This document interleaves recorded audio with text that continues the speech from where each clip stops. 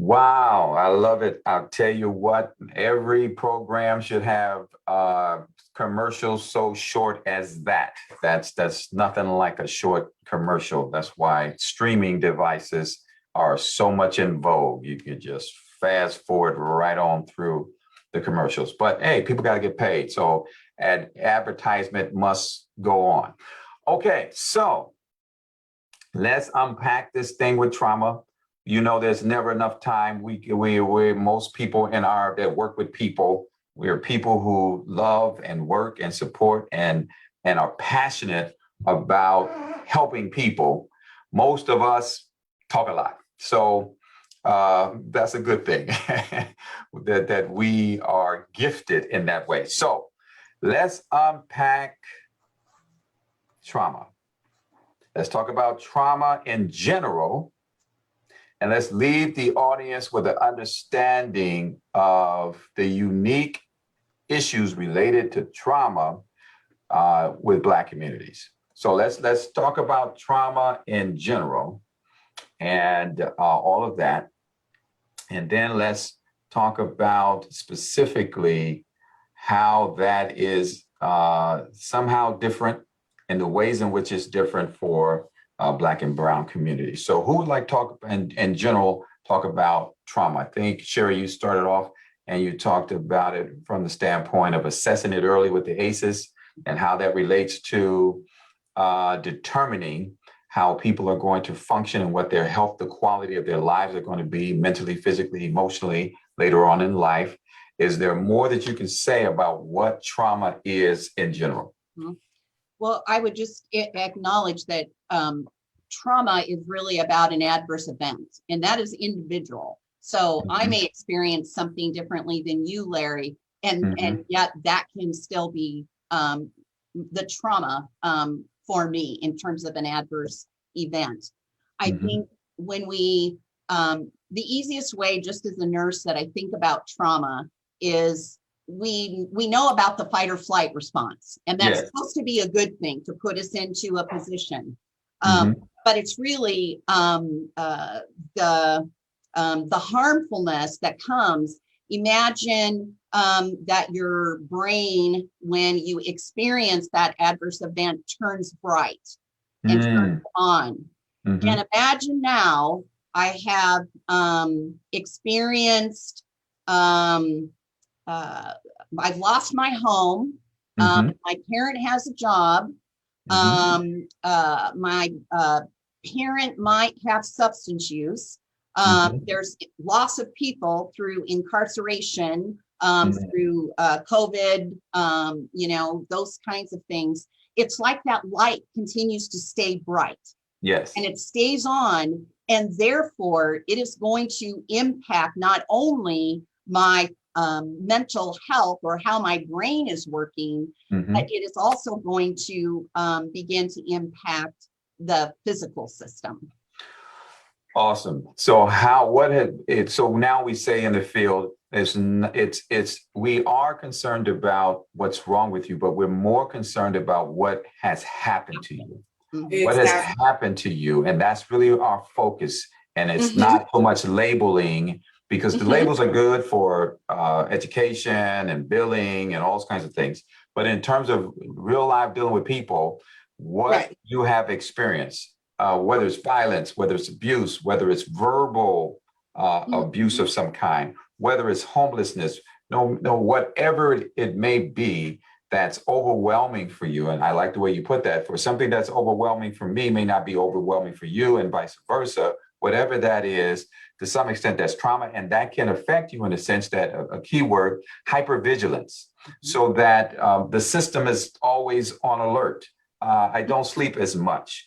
I'm very observant. I was born and raised in the projects of Chicago, Illinois, South Side, and I'm still observant. Anywhere I go, I can see stuff. I can be having a conversation and still see what this person is doing over there, how close they're getting, or any of that kind of stuff, because those systems are still operating. When you're hyper vigilant, then that does something to your physical body. To be hyper vigilant, it does something to your health.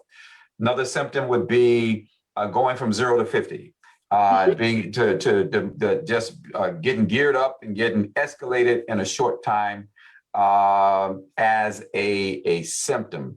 And so then when you talk about experiencing the feelings and the sensations that go along with the event's not happening right now. The event was 5 years ago, but you are now having something in the environment trigger you, and you're therefore experiencing those same feelings that you did when you were being attacked in a mugging on the street. All right. So it just, all of that kind of describes trauma in general, right? Right. Right. So my question to you, Lisa, what is different? That's trauma. Trauma is trauma is trauma. Right. So what's so different about our people that we just can't have trauma? Why we got to have our own variety or version of trauma? Right. And I laugh to keep from crying sometimes when don't take my smile for I just learned to turn my frown upside down when I talk about I understand. But definitely know that you're right. Trauma hits every home. It does not discriminate. It doesn't discriminate on color, but trauma does look different for people of color. People of color has had trauma based off of our categories include those of racism, discrimination, and oppression, which oftentimes are not in the homes of people that are not a people of color. Okay. So you throw on top of that, not only am I being in a domestic violence, let's just do an example. I'm in a domestic violence relationship and I call the police and I call the police because I want help. However, because I am Black and I live in an urban community, a housing project where violence is high, they may come to my home with a gun drawn and automatically, and that's how a police may react. Versus if I was white and I lived out in West Omaha and I have a domestic violence call, they may come and knock on my door first before they pull their gun. So it's just an example, but we want to make sure that individuals know that people of color have racism, discrimination, and oppression in there to throw on top of those topics. And we have the lack of trust. You know, I've gone from, you know, a lot of people don't know my history, but I've gone from a prison cell to a boardroom. So I've been in executive positions. I'm in the position I am in by choice and blessings. And so I know what it's like to be at the bottom and have those discrimination things happen and occur. And I know what it feels like even now when I walk into a room and someone says, when they see that our oppression and they say we're aggressive when we're assertive and we're asking for help. Yeah. You know, it's not that people of color don't want the help. Maybe the way they ask for it may look different, and individuals have not been trained to address or acknowledge and identify those signs and symptoms that occur in African Americans, because African Americans can be depressed and have anxiety and get up and go to work every single day, and no one would know that that person is experiencing depression or anxiety. African Americans have been groomed, and even in the church, they tell us sometimes, oh, it's time to get back to work, get over it. Where, I mean, most of my experience and knowledge have been pushed by my white coworkers and colleagues to say, hey, take that FMLA. You just lost your nephew. Your mother is going through cancer. This is how you use FMLA. You ask African Americans about EAP and how many sessions they can get. They have no knowledge because many don't even know that that exists to them. So we talk about the systematic racism that is available. And then you, again, trust in the school system. Our kids may trust their teacher, but me, the mom, if I say I'm gonna spank my child, I'm not gonna trust that a teacher is not gonna call the police on me. So there's that trust. And again, you know, when we talk about trauma, it's different. It does look different for us. I know, but I know time is of the essence, so I'm trying to. Yeah, I know. You was on a roll. You was just like butter. You was on a roll. We look at from our standpoint, generational trauma.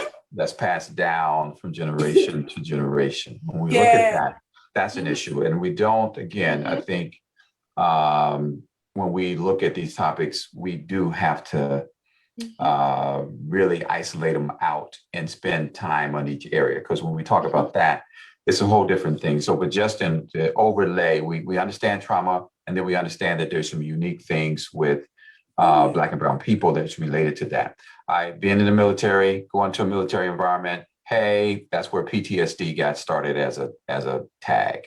You go over there, you do a tour of duty, you're going to be traumatized, you're going to have PTSD, you're going to come back, and we're going to give you treatment and care. And you were only over there for 6 months. If you live in an environment where there's disparities and poverty and all these other kinds of things that are extreme, there's no return of duty. You grew up there. Somebody was you didn't get to come back.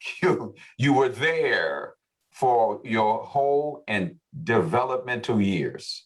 And whatever all that means, that's what, and it means the same thing all over the world.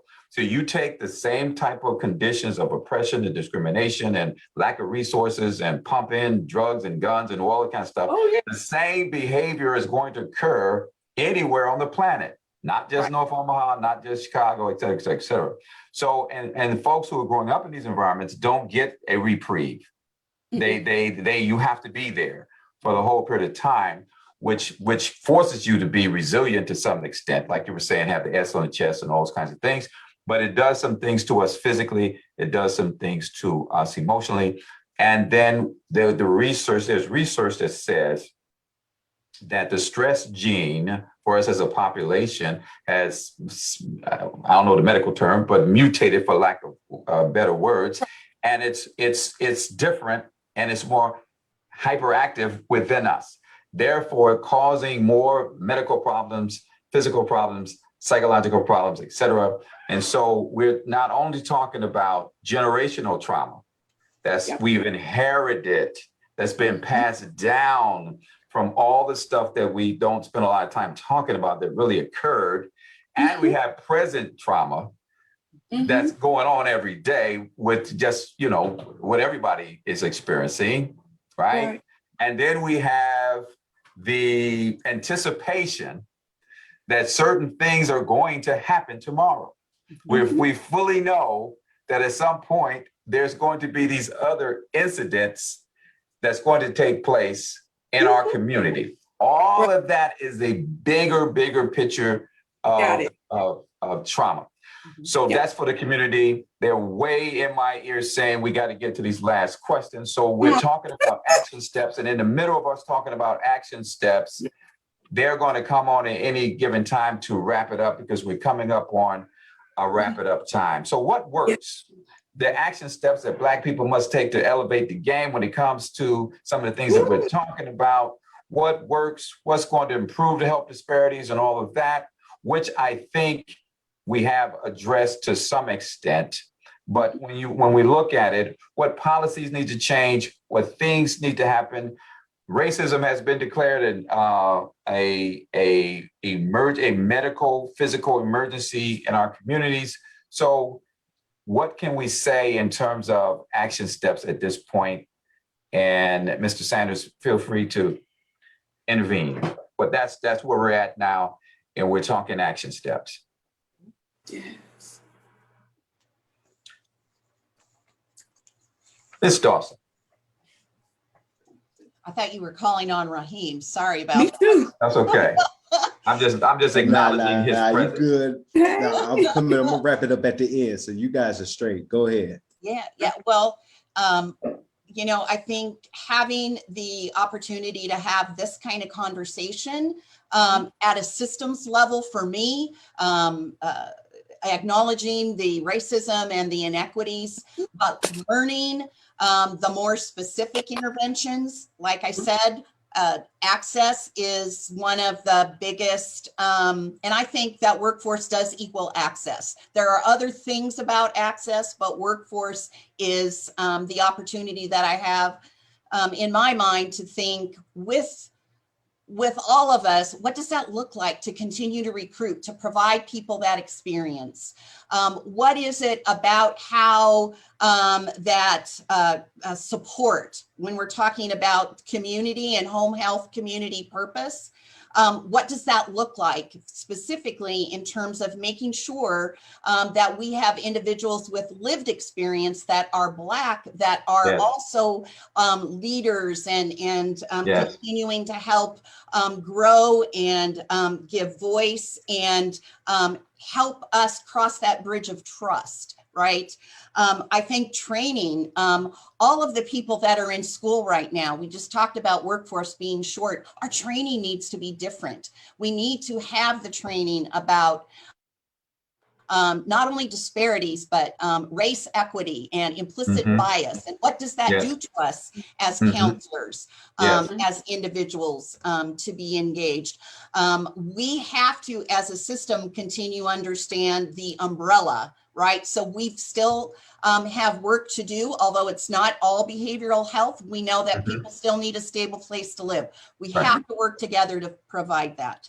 We have to be progressive in thinking about purpose. What does that look like in terms of education and employment? We cannot have children that are Black in a classroom that act out for their experienced trauma, some incident that they saw in their neighborhood, and they're act out and they're viewed as aggressive Yes. and perhaps not referred to treatment. So we have to continue to train and really recognize that. I have a whole list and I know we're short of time. I do like what you started with though, when you said access.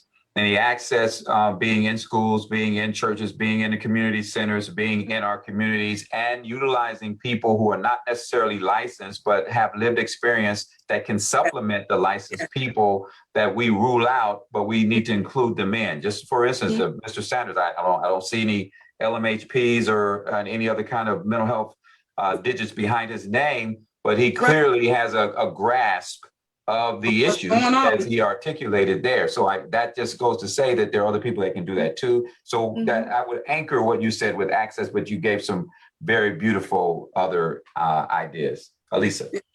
Yep. So I'm not going to repeat the ones she talked about. I'm going to talk about the workforce and the pay.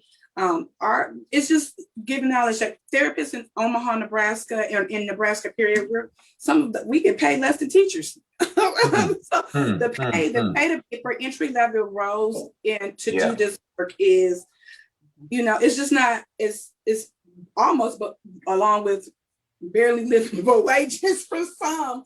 So that part makes it hard for individuals to want, even if we get in these career fields or they get in these career fields, to want to work and be able to afford to stay in the career field and have a family. The other thing is to technology systems. It's so many loops and hurdles to be able to even see someone to get paid for the services you do.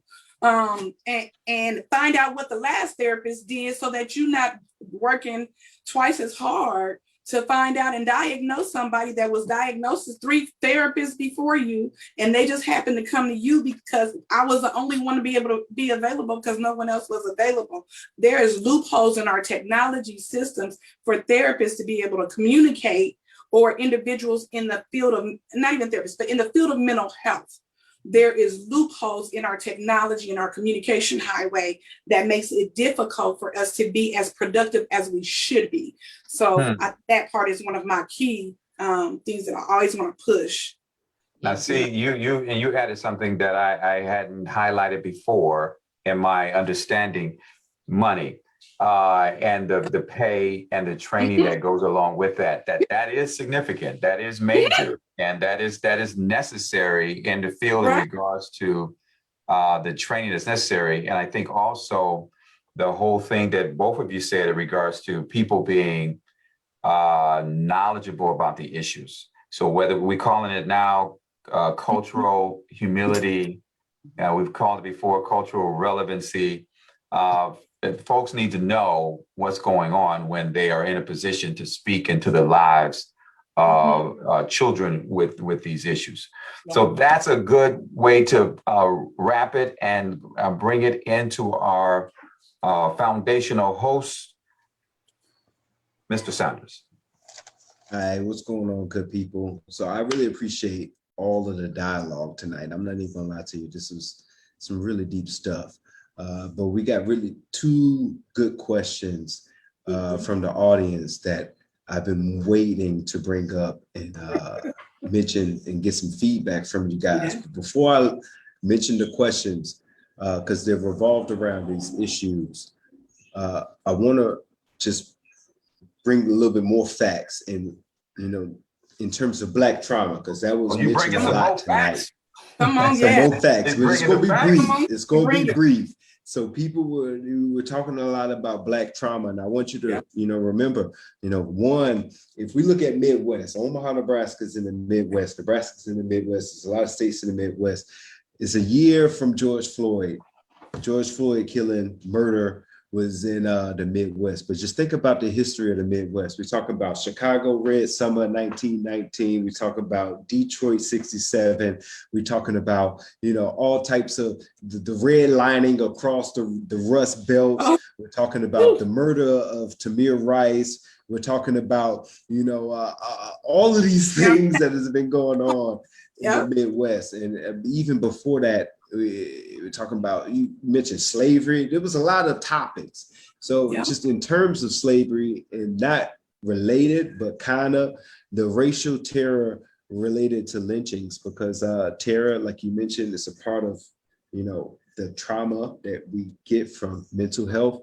And just in the Midwest alone, Kansas has 18 reported lynchings, Missouri has 60, Illinois has 56, Indiana has 18, South Dakota has 1, Nebraska have 5, and these are all reported. These are not the ones that people took the postcards and the pictures and didn't report. These are the ones that people, we did this and this is what we did. Oh, that goes back to the questions. So with that knowledge in mind, the first question is, all right, so in line with those incidents, question is, we mentioned George Floyd and an attack on the Capitol. Mm-hmm. What about something closer to home?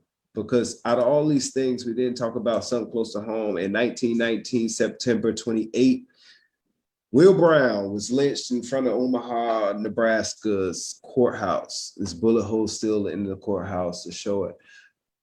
Talk a little bit something closer to home. What is the impact on Black violence and the impact on the Black environment in terms of the mental health, not only that we've experienced from the trauma, but what we're experiencing right now? We could even just talk about this past year. It's coming on a year of the murder of James Scurlock. May he rest in peace. And that happened in Omaha during that time of the protesting, and how that affected our Black community, especially our young African-American men in the community. And to see that never had a true resolution because of the way that it ended. But that impacted our community. Did they handle it in a way to keep it like, oh, but that impacted our community. It impacted the way, and that's traumatic to some of our African-American young men to know that happened downtown where they hang out, one of their places where they have the ability to hang out. And now they have to fear that if they're down there in the old market, that they could be murdered by a white man and he get away with it. So when we talk about the things that's going on in our community, in our African Americans, that's one that sticks out for me. That's still current. As a mother of 3 sons, I'm like, no, don't go downtown. It's traumatic to me. It makes me be more vigilant. We talk about even just shootings by our police officers of our African Americans. We've had more African American men that were shot by police in Omaha, Nebraska, than white American men that were shot by police in Omaha, Nebraska. So the trauma is here and it's still forefront. But having those hard conversations in providing safe environments for that, and that's where those support groups come available. We have Black Men Step In. We got I don't know. I'm sure people probably get tired of me sending them over to Charles Jordan. It just hurt my feelings, Mr. Duncan, when you said men. Well, be a couple of quiet. I'm like, oh man, I'll be sending because it's just not enough. African American men that are in this field, and I would love to see some more. I mean, I could go on. Let me stop because I know you say time is of the essence. Let me, that's I think you're right on point with that. I would say it real simply, the challenge that we have, and this is a mental health issue, the challenge that we have is the constant message to us from issues like this is we as a people are less than. Mhm. We are less than. And so it is a mental health struggle to constantly have to fight that message through incidents, through events, through images, to have, again, you have we sent our best to Washington, best family, Obama and his wife and his two lovely children, but his wife was portrayed as a gorilla. And he was called a liar in the middle of his State of the Union address. So I mean, he didn't have his pants sagging. He didn't have. It was so the message, the consistent message with these type of incidents is that you are less than. You are outside the pale of humanity. That is a mental health. I can't even put it to describe what that does to somebody's mind. Yeah. That to look at yourself and to somehow at some point people have to resist the fact you can't accept that message, because if you accept that message, you look at yourself as less than, you're going to treat yourself and other people who look like you as less than if you receive that message. So from that standpoint, it's another blow, it's another punch, it's another psychological, spiritual punch to us that we have to absorb. Incidents like the one that you're talking about, that we have to refute the big lie that white is superior and black is inferior. It becomes another thing that we have to resist in our own psychology, just to see ourselves as a part of the humanity of the world. So So I got another question. I'm not mean to cut you guys off, but I do want to get Ms. Dawson's feedback on that previous question before I go on to the next one. So do you have anything to mention on that?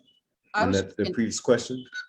I was just going to piggyback a little bit on what Larry talked about. And I would say, as I went through trauma, as it was described to me by a wonderful Dr. Vivian Jackson from Georgetown, as we did our system of care. And one of my takeaways from there is, I think how she couched that was voice and value, that voice and value is a continued with historical trauma, with racism, judging, that is just another thing that individuals of color experience. In this case, we're talking about African Americans, in addition to all of the other experiences just on the day-to-day basis. And so again, when we've talked about trauma, I just think it's so key for us to think about that in really some layers based on people's experience, because it is different. I honestly have to say that was a learning moment for me. And that's probably been about 12 years ago. Wow. Mm-hmm. Mm-hmm. You're muted. Come on, Raheem, turn that mic on. All right. So I got one last question, and it's a real good one.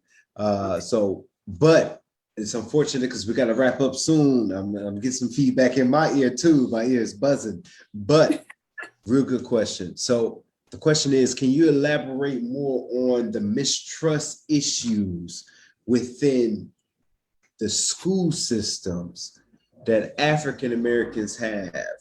And along with that elaborations, how does this create a barrier within how not only the children, but the parents and how the parents facilitate the children to seek therapy within the school system? Very deep. That's a loaded question. Man, they Very get tonight. deep. I'll just jump right in and say something and make it real quick. The mistrust is in general. The institutions as a people, we don't trust. And Right. so in respect to the school system, we don't have control over our schools. So we can't say what happens there, what's taught there, what goes on there. We can send our kids there, public schools, but we really can't say a whole lot about what goes on there, even if we join the PTA. This is what the curriculum is. It's going to take an act of Congress for something else to happen in this school other than what's written on these tablets here that we are providing in the school. So in general, we get around and deal with the distrust issue by word of mouth. Same thing that we've done as a culture from age on in. One person says, hey, go see Elisa. So that person can navigate through all of whatever else is being given and end up in her care because word of mouth said she is to be trusted. And that's because of who she is, not necessarily just because she's Black. She is Black, but it's going to be about the care that she's given, that somebody has developed a sense of trust. So for us in our community to navigate through all these systems and institutions that don't give us a lot of choice, a lot of it comes down to, I know that person, I heard about that person got an endorsement from somebody that I trust. I'll bypass everything to get to that person. And sometimes the system, and we've seen this, I know you've seen it, Lisa, the system will say, you can't go see the person you want to go see. Right. They got the credentials, they're in the field, but we're gonna tell you who you're gonna go see, and it ain't gonna be the person that you want to go. Now that is a little interesting. Yeah. And I just want to put on top of that, the stigma that in Black African American homes is still there. What goes in our home stays in our home. And so that trust of individuals, when they receive that information in schools, and they make those emergency calls without, sometimes some is very relevant. Yep, I see bruises on the kid. Go ahead, make that call. Don't stop. Make the call. You have a duty to warn. But if my kid come home and they say, "Oh, I seen a bullet go through my wall," but what goes on in my home stays in my home. So there's some information that they may not share to give you a full story, and that's where that trust come in, where teachers and communication with parents. And sometimes you need to do more than just that 1 or 2 calls. Do that 3 or 4 calls to build those relationships. And don't call me when little Johnny is just getting in trouble when he being loud and disrupting your class and flipping desks. Call me more often. Building those trusting relationships is going to be important. And we did talk about it, that the kids spend it at school as much time as they do, if not more, than at home prior to COVID. And so we have to know that relationship has to be built. You can't build a trusting relationship with my kid and not trust me. That's true. As a parent. Yeah, it's true.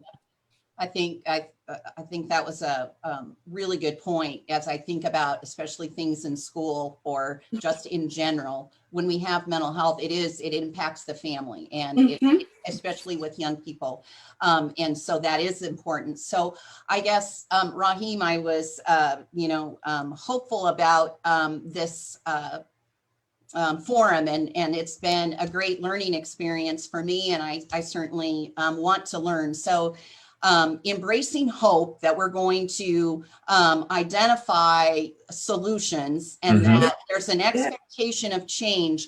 I think for me, one of the fundamental opportunities is to really learn more about what does that look like in terms of continuing to build those strategies for trust, because bottom line, that is huge in life. It's all about relationships, but specifically in mental health. So that might be another forum, or I'll come and talk with Paul and figure out who should be at the table. But I'm just, from my perspective at the system level, for me, those strategies are key, because that is the basis of expecting change.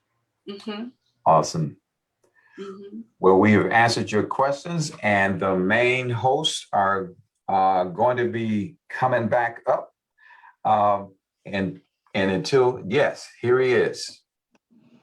Hey, you guys! Oh my God, the dialogue has just been so uh, on point, and thank you, our guest host Larry Duncan. Thank you so much for your insight and just really navigating this evening, and to both our panelists, just point on, and our contributor Raheem.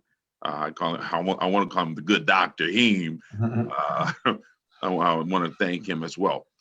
You're the subject matter, the issues, this whole thing of trust, and I want to leave you with, some of my thoughts in terms of trust. The 100 Black men, they have this old saying, it says, "What they see is what they'll He'll be." be. Uh-huh. How we're going to increase our trust, we must be very intentional and deliberate Yeah. about putting more people that look like our children in front of them. Mhm. Yes. Period. I'm not Mhm. saying it's the total answer, but I think is along that path of Mhm. solving that problem. And when you think about all the things that we talk about tonight, it is heavy. I mean, Larry, you talked about this whole thing of just feeling less than a Mhm. human and how people make you feel. But the bright side is this. We're still here.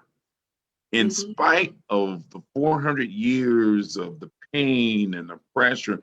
And when you talk about, you couple all that in terms of the mental, and we are still here and we still smiling for the most part, man, that tells you in terms of resiliency and who we are as a people.